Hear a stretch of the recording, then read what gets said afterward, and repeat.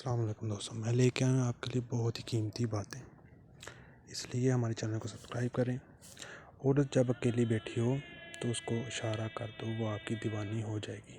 اول اس کو دیکھ کر نظر انداز کر دو، دوم اس کے سامنے ہاتھ پر ہاتھ رکھ دو۔ دوسری، یاد رکھو تمہاری کامیابی اور دولت صرف ایک ہی چیز پر منحصر ہے، وہ ہے تمہاری نیک اور پارسا بیوی۔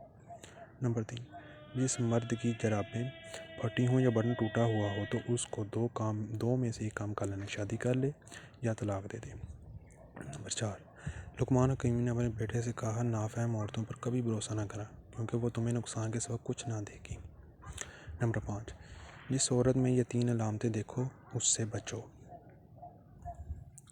نمبر 1، جو عورت تیز بولے۔ نمبر 2، جو عورت جھوٹ بولے۔ نمبر 3، جو عورت خوشامد کرے۔ جلدی بوڑھا کر دینے والی 8 عادتیں۔ نمبر 1، ہمیشہ دوسرے انسانوں سے حسد کرنا۔ نمبر 2، دوسرے لوگوں سے ضد و انا رکھنا۔ نمبر 3، اپنی ماضی کی باتوں پر ہمیشہ سوچنا۔